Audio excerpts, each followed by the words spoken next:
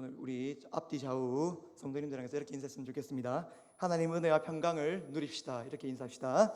하나님의 은혜와 평강을 누립시다. 아멘. 오늘도 사모하는 마음으로 기도의 자리에 나온 성도님들을 환영하고 축복합니다. 오늘 이 시간을 통해 말씀으로 충만해지고 성령으로 충만해지는 시간이 되시길 주님의 이름으로 축복합니다.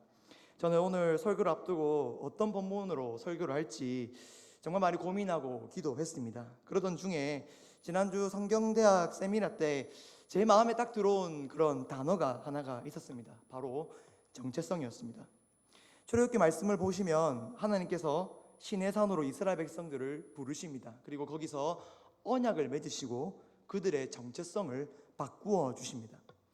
원래 이스라엘의 정체성은 애굽의 노예였습니다. 그런데 그런 이스라엘 향해서 하나님은 새로운 정체성을 부여하시는데 바로 제사장 나라 거룩한 백성입니다. 이때 더 놀라운 것은 하나님이 이 정체성을 부여한 순간부터 이스라엘의 삶이 완전히 바뀌었습니다. 자유가 없던 자들이 하나님 안에서 자유를 누리게 되었습니다. 그리고 아무런 그냥 애굽의 그런 왕이나 왕족에서 그냥 시키는 대로 했던 자들이 이제는 하나님을 나타내고 하나님의 축복의 통로로 귀하게 사역을 감당했습니다. 이것을 봤을 때 정체성은 단순히 신분만 변화시키는 것이 아니라 그 사람의 삶을 전체를 바꾸는 그런 아주 영향을 주는 그런 요인인 것으로 우리는 알 수 있습니다. 우리도 이스라엘과 같이 우리의 정체성이 완전히 바뀌는 은혜를 누렸습니다. 원래 우리는 누구였습니까? 원래는 죄와 마귀의 노예였습니다. 그런데 이제는 그리스도의 십자가로 말미암아 새로운 사람으로 거듭났고 새로운 정체성을 입었습니다. 그것이 무엇입니까? 바로 성도이지 않습니까? 그래서 교회의 형제 자매들을 향해서 누구누구씨, 누구누구님 이렇게 하지 않고 누구누구 성도님이라고 하는 이유가 바로 여기 있는 것입니다. 그렇다면 우리의 새로운 정체성인 성도는 어떤 사람입니까? 단순히 예배만 잘 드리고 교회만 잘 참석하면은 성도로 불려질 수 있고 성도로 잘 살아간다라고 할 수 있습니까? 이 질문에 대한 대답을 가장 잘하는 성경 중 하나가 바로 오늘 우리가 읽은 에베소서입니다. 오늘 본문의 에베소서는 바울이 쓴 서신서 중에 성도라는 단어가 가장 많이 등장하는 성경이 바로 우리가 읽은 에베소서 말씀입니다. 그만큼 성도가 어떤 사람인지 알려주는 성경이며 또한 성도는 어떻게 살아가야 되는지 알려주는 말씀입니다. 더 나아가서 성도가 모인 거룩한 공동체, 교회에 대해서도 아주 잘 알려주고 있는 말씀이 바로 에베소서 말씀입니다.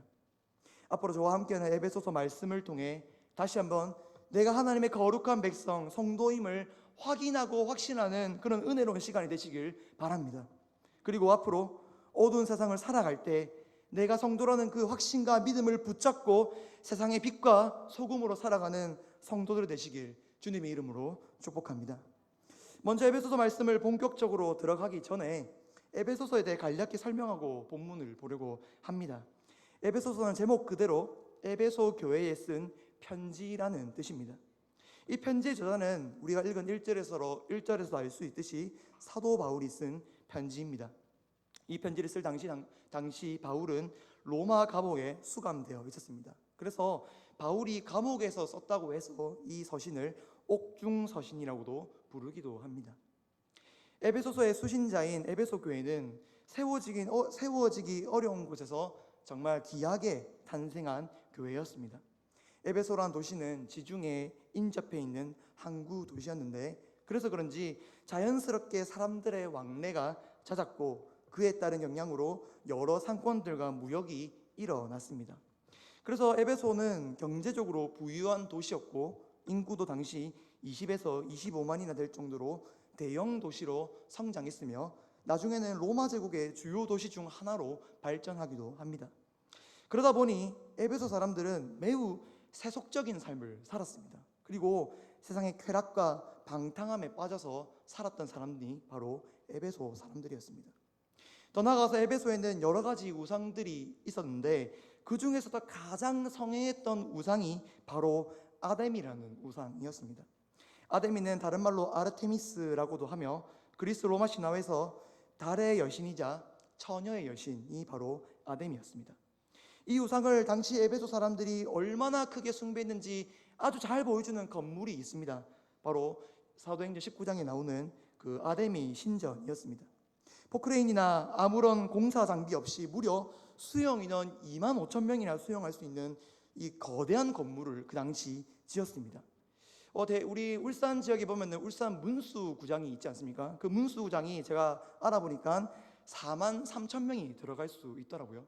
그런데 이 문수구장의 절반 이상, 절반보다 더 큰 건물이 바로 그 당시 에베소 시대 때 지어졌다는 것입니다. 그래서 이 신전이 어떻게 이렇게 웅장하고 아무 포크레인이나 이런 도구도 없이 이렇게 잘 지을 수 있는가, 아직도 이 7대 불가사의로 남아있는 건물 중 하나라고 합니다. 아무튼 그 정도로 엄청난 규모의 신전이었는데, 이것을 보면은 이 에베소 사람들이 얼마나 아데미 신을 섬겼는지 알 수 있습니다. 정리하자면 에베소는 세상의 유혹과 우상들이 넘쳐나는 도시였고, 그 시대 소돔과 고모라라고 해도 될 정도로 영적으로 어두운 곳이었습니다. 이런 곳에 교회가 세워진다는 것은 아무도 예상하지 못했을 것입니다. 그런데 놀랍게도 하나님은 이곳에 한 사람을 보내십니다. 누구 보내십니까? 바로 사도 바울을 보내십니다. 사도 바울을 통해 복음의 역사를 이루셨습니다. 사도행전 19장을 보면은 바울이 에베소에서 어떻게 사역을 했는지 잘 나와 있습니다. 그는 처음에 유대인 회당에서 말씀을 전하다가 몇 달 뒤에 두란노 서원에서 말씀을 전했습니다. 처음에는 그 말씀을 다 거부했습니다. 말씀 아무도 듣지 않았지만 바울은 끊임없이 포기하지 않고 하나님의 말씀을 계속해서 전했습니다.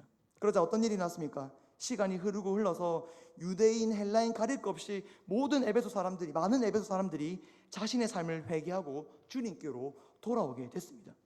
심지어 가장 앞서서 아데미 우상을 섬겼던 이 마술사들도 복음을 들고 예수님을 믿었고, 그들이 섬겼던 헛된 우상과 그런 책들을 다 집어 던져 불태워 버렸습니다. 그렇게 에베소에 예수님 믿는 사람이 계속해서 늘게 되었고, 마침내 에베소 교회가 세워지게 된 것입니다. 에베소 교회는 하나님이 한 성도를 통해 이루신 복음의 역사의 증거이자 아주 그 역사가 충만한 교회가 바로 에베소 교회였습니다. 사랑하는 성도 여러분, 에베소 교회가 세워진 것을 통해 우리는 무엇을 느낄 수 있습니까? 이 일은 단지 에베소 교회에만 국한되는 일이 아닙니다. 에베소 지역에만 일어나는 일이 아니란 말입니다. 오늘날 우리들에게도 하나님께서 이러한 복음의 역사를 기대하고 계획하시는 줄 믿으시길 바랍니다. 하나님은 바울을 통해 복음의 빛을 비추신 것처럼 우리를 통해 오늘날 이 세상 가운데서도 복음의 빛을 비추시길 원하십니다. 그리고 그 빛을 통해 어둠 속에 있던 자들을 다시 주님께로 돌아오기를 기대하고 계십니다. 그러므로 사랑하는 성도 여러분, 이러한 하나님의 계획을 깨닫고 오늘부터 다시 삶의 모든 곳에서 복음을 드러내는, 복음의 빛을 증거하는 성도가 되길 바랍니다. 특별히 올 한 해 영혼을 구원하는 교회로 우리가 달려가고 있지 않습니까? 입술로도 주님을 전하고 내 삶으로도 그리스도를 증거하는 그런 하늘샘 교회가 성도들이 되시길 바랍니다. 그런 성도의 삶을 통해 이 하나님의 이름이 울산 동구 땅 전역에 널리 퍼지게 될 줄 믿습니다. 그러한 역사를 기대하며 이번 한 주 마지막까지 내가 서 있는 모든 곳에서 복음의 빛을 비추는 성도들이 되시길 주님의 이름으로 축복합니다. 오늘 이제부터 다시 본문을 돌아와서 함께 말씀을 살펴보려고 합니다. 오늘 우리가 읽은 본문은 에베소서의 첫 인사 말입니다. 우리는 이 본문을 보고 단순히 사도 바울이 에베소 성도들을 향해서 인사하고 있구나라고 그냥 넘어갈 때가 많습니다. 그러나 이 인사말 안에는 하나님께서 성도들에게 주시려고 하는 이 두 가지 특별한 선물이 있다는 것을 우리가 볼 수가 있습니다. 그중 첫 번째는 바로 하나님의 말씀입니다. 우리 오늘 본문 1절 말씀을 다시 읽어봤으면 좋겠습니다. 에베소서 1장 1절입니다. 시작. 하나님의 뜻으로 말미암아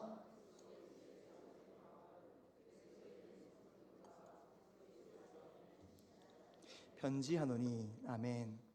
우리가 읽은 한글 성경은 쭉 이어서 한 문장으로 이렇게 길게 번역했지만 사실 원어 성경을 보면은 이 1절 말씀은 딱 발신자, 수신자 밖에 없습니다.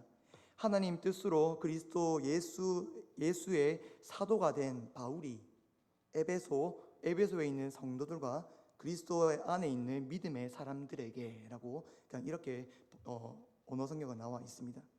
근데 이렇게 짧은 글에서도 두 번이나 반복되는 사람이 있습니다. 바로 그리스도 안에 있는 믿음의 사람들, 성도들입니다.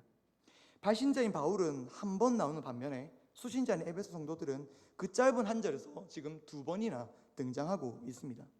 이것은 오늘 본문의 편지가 바로 에베소서 성도들에게 향하고 있다는 것을 정확하게 우리에게 알려주고 있습니다. 그런데 여기서 우리가 주목해야 할 사실이 하나 있습니다. 그것은 바로 이 에베소서가 1장부터 6장까지 이루어져 있는 이 에베소서 이 말씀이 바울이 생각해서 쓴 그것이 아니라 하나님의 말씀이란 것을 우리가 확신해야 되고 알아야 됩니다.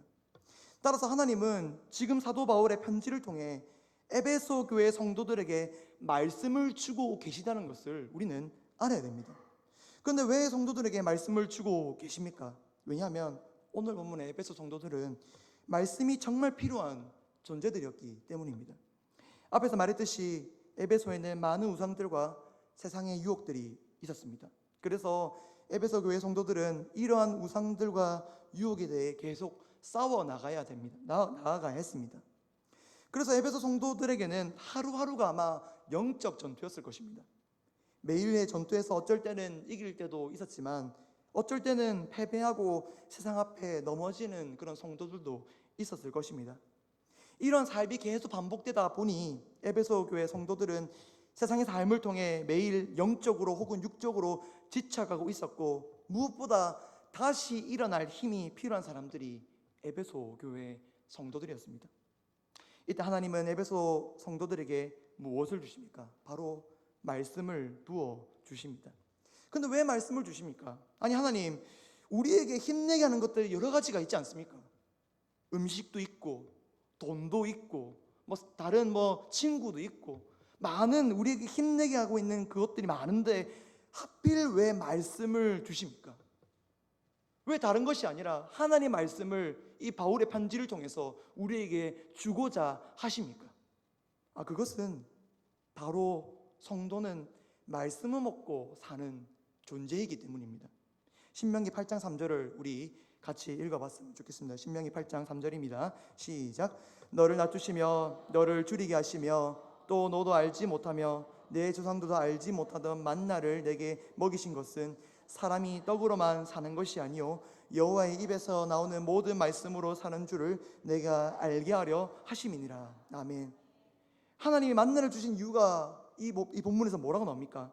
너희는 떡이 아니라 말씀을 먹고 말씀으로 힘을 내는 존재가 바로 성도라고 지금 이야기하고 있는 것입니다. 우리는 때론 착각합니다. 오늘 하루 말씀 듣지 않는다고 별일 있겠어? 읽지 않는다고 큰일이 나겠어? 괜찮을 거야. 그런 착각을 하곤 합니다. 하지만 그렇지 않습니다.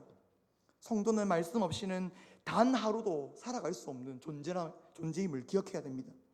세상 사람들은 육신의 양식으로 살아가지만 우리는 영의 양식으로 이 땅을 살아가는 사람들인 줄 믿습니다. 그렇게 광야 같은 이 세상을 살아가면서 말씀 없이는 절대로 우리는 성도로 살아갈 수 없습니다. 그래서 하나님은 매주 혹은 매일 우리에게 하나님의 말씀을 부어주십니다. 담임 목사님을 통해서 또 우리가 가지고 있는 성경책을 통해서 계속해서 하나님의 성도들에게 말씀하시고 또 말씀을 우리 마음속에 우리 영혼에 부어주고 계시는 것입니다.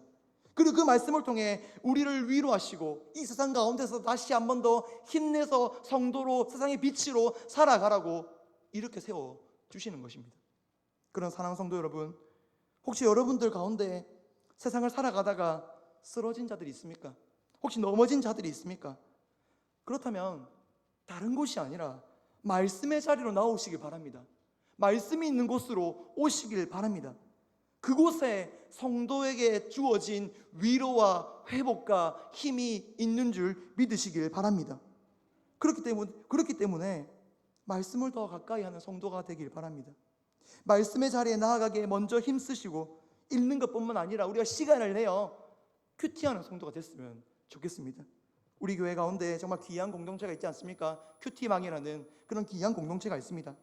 이곳에 참여하시어 말씀으로도 충만해지는 그런 시간이 되길 바랍니다. 그렇게 세상 속에서도 말씀으로 충만해지는 성도들이 어떻게 살아가는지 듣고 배우고, 하나님께서 이런 성도들에게 말씀을 붙들고 나아가는 성도들에게 이런 은혜를 주셨구나, 이런 복을 주셨구나, 이런 역사를 하셨구나, 듣고 경험하고 나에게도 그런 역사가 그런 역사가 있길 기대하며 이번 한 주를 살아가는 성도가 되길 바랍니다. 늘 말씀을 가까이 하며 그 말씀을 통해 힘을 얻는 성도가 되시길 주님의 이름으로 축복합니다. 마지막으로 오늘 본문을 통해 하나님이 성도에게 또 한 가지 주시는 것이 있습니다. 그것은 바로 하나님의 은혜와 평강입니다. 오늘 본문 1절 2절 같이 다시 한번 읽도록 하겠습니다. 오늘 본문 1장 1절 2절을 다시 한번 읽겠습니다. 시작. 하나님의 뜻으로 말미암아 그리스도 예수의 사도된 바울은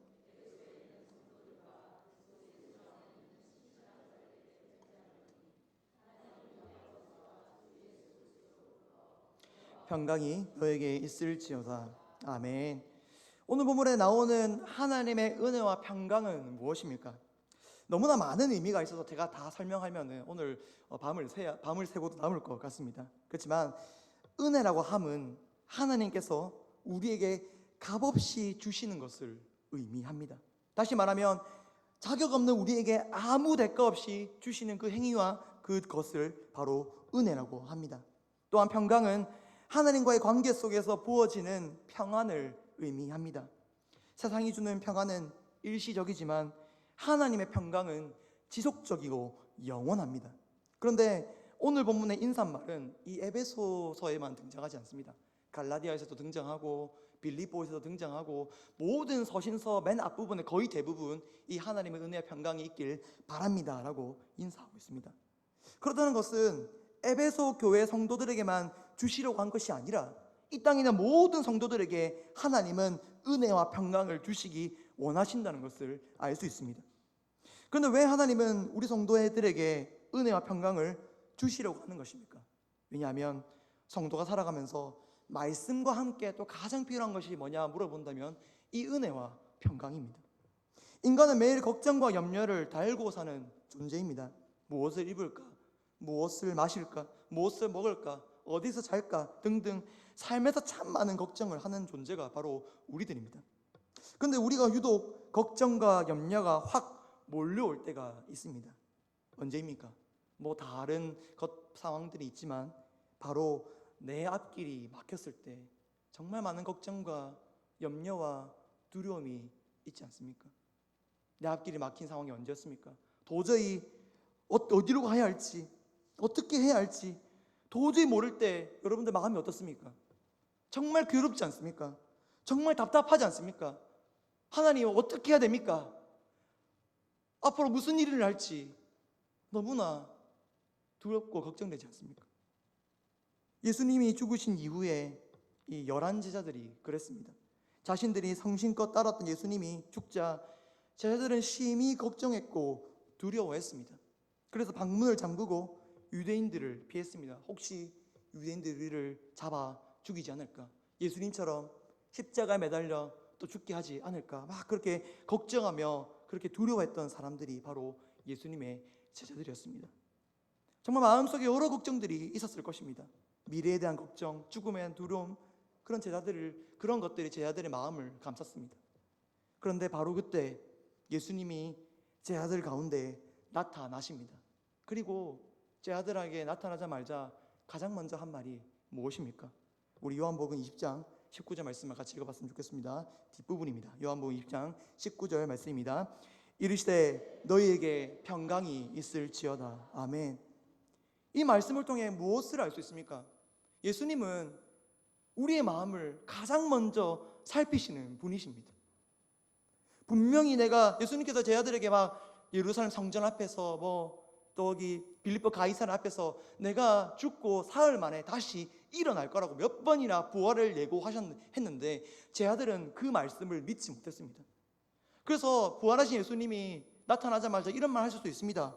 분명히 내가 사흘 만에 살아날 것이라고 몇 번이나 너희들에게 말하지 않았느냐? 그런데 왜 너희들 내 말을 믿지 못하느냐 하고 다그치시고 화를 내실 수도 충분히 있었습니다. 그런데 그러지 않았습니다. 대신에 예수님은 제 아들의 마음을 먼저 살피시고 이들에게 가장 필요한 것이 무엇인가? 이들의 마음이 지금 어떠한가? 그것을 먼저 살피셨습니다. 그리고 그들에게 가장 필요한 것을 주셨습니다. 마음의 평강을 주셨습니다. 또 무엇을 주십니까? 요한복음 20장 22절 말씀을 같이 읽어봤으면 좋겠습니다. 요한복음 20장 22절입니다. 시작.